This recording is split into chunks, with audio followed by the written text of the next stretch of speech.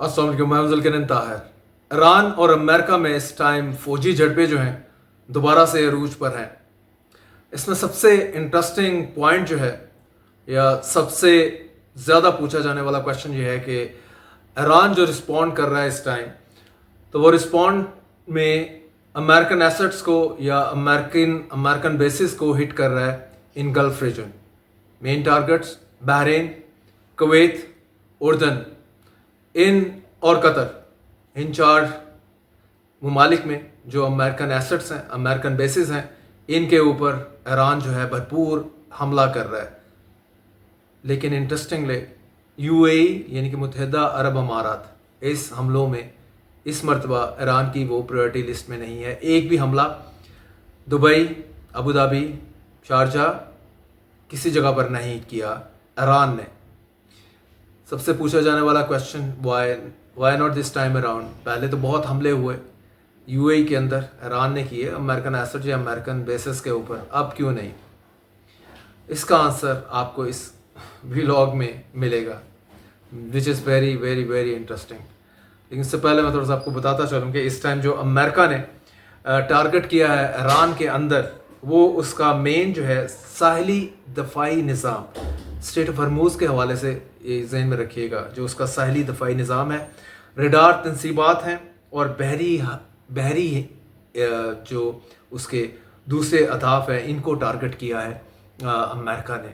बहुत ज़्यादा बम्बार्डमेंट की है और इसका यही कहना है कि अगर हम इसका रडार सिस्टम उड़ा देंगे, इसका दफाई निज़ाम उड़ा देंगे, इसके बहरी वहाँ पे बेड़े जो हैं वो उनको टारगेट कर लेंगे और साहिल का जो समुद्री दफाई सिस्टम है उसको अगर हमने न्यूट्रलाइज कर दिया तो बहुत आसान होगा स्टेट ऑफ हरमूज़ के ऊपर कब्ज़ा करना और उसके बाद अपनी मर्ज़ी से फिर वहाँ पे उसको ऑपरेट करना, स्टेट ऑफ हरमूज़ को दुनिया के लिए ओपन करना। बज़ाहिर जो अमेरिका चूरन बेच रहा है वो यही है कि दुनिया की जंग लड़ रहा है, वो स्टेट ऑफ हरमूज़ को ईरान से आज़ाद करवा के दुनिया के लिए ओपन कर रहा है ताकि तेल की कीमतें उस तरह से ऊपर ना जाएँ। अभी तेल की कीमतें जो हैं आज भी 4% ऊपर गई हैं और लेकिन ये ख़बर आप शहबाज शरीफ साहब की गवर्नमेंट को मत दीजिएगा, क्योंकि वो इमीडिएटली इधर पाकिस्तान में बैठे इसकी कैलकुलेशन करते हैं, कैलकुलेटर मारते हैं, कन्वर्टर मारते हैं, उसके फ़ौरन बाद पाकिस्तान के अंदर ऑयल की प्राइसेस बढ़ जाती हैं।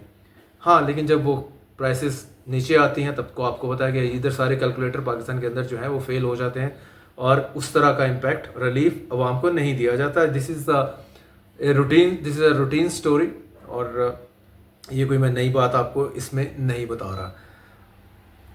ईरान जवाबन जो है वो खलीजी ममालिक के ऊपर जो हमले कर रहा है, वो कहता है कि जी अमेरिकी मुफादात और फौजी तनसीबात जो हैं गल्फ रीजन कंट्रीज़ में इसको हम टारगेट कर रहे हैं। वेल, आप टारगेट ईरान बिल्कुल इसमें कर रहा है, भरपूर जवाब दे रहा है, लेकिन यूएई के ऊपर अटैक नहीं हो रहा।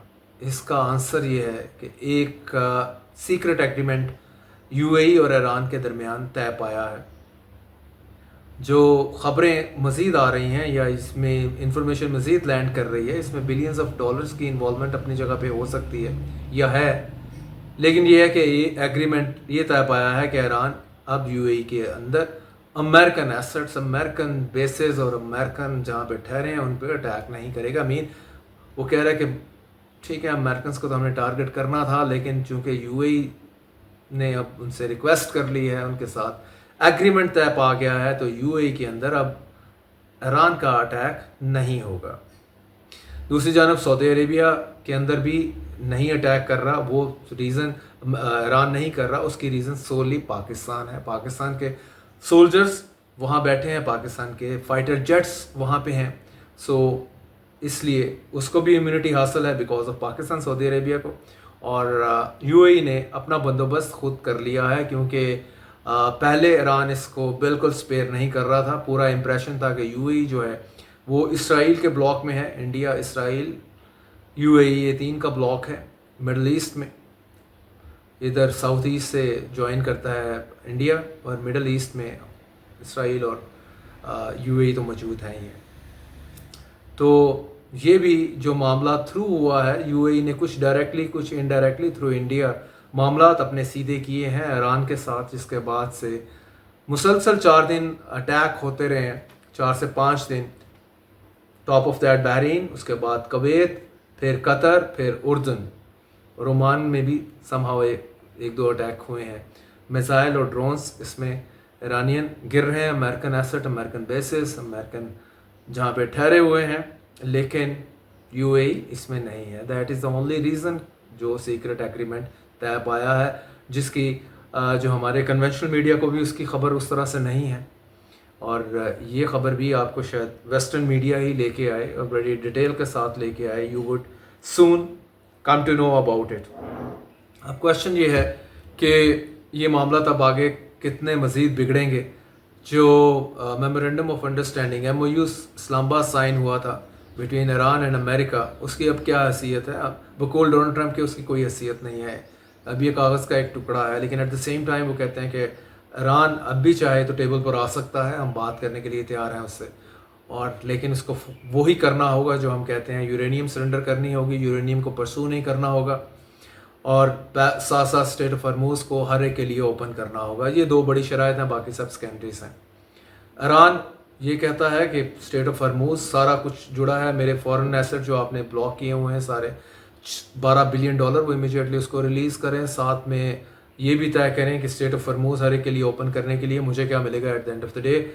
और यूरेनियम के हवाले से भी ऑल टुगेदर आपकी मुकम्मल पॉलिसी नहीं चलेगी अमेरिकन की। आप इसमें कुछ क्वेश्चन रखें, और वो क्वेश्चन यही है कि मुझे जो सिविलियन अपने प्रोग्राम्स के लिए, मिसाइल प्रोग्राम के लिए, बाकी मामलात के लिए जो यूरेनियम रिक्वायर्ड है उसको अलाउ करें। तो देखें, क्योंकि अभी तो नो मोर सीज फायर, धांसू की जो है वो लड़ाई जारी है, और आउटकम इसका इवेंचुअली लड़ाई का आउटकम तो को क्या पॉजिटिव निकलना है इसमें। अमेरिका ऑलरेडी टेस्ट कर चुका है ईरान की फ़ाइट के अंदर कि अगर वो कंकर करना होता उसने ईरान को तो कर गया होता, 40 दिन काफ़ी थे। ऐसा नहीं हुआ, रजीम चेंज भी नहीं हुई ईरान में, उसके बाद ईरान अभी भी भरपूर हमले कर रहा है, और जिससे तो यही नज़र आता है कि अगर ये जंग चलती है तो ये लंबा अरसा जंग रहेगी। मज़ीद इसमें प्लेयर जो हैं वो इन हो जाएंगे, इसकी भी पॉसिबिलिटी है, लेकिन अमेरिका डिफीट नहीं कर पाएगा ऑल टुगेदर ईरान को। ये this is also a writing on the wall. तो बेटर सिचुएशन तो यही है, जो इसके लिए पाकिस्तान नंबर 1,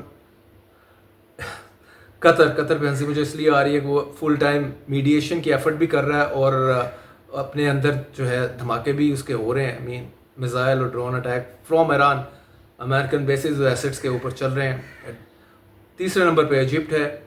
इजिप्ट अभी ताज़ा ज़ख्म खाया उन्होंने जो है फीफा की बैड एम्पायरिंग से, जिससे उन्होंने अर्जेंटीना से लूज़ किया है।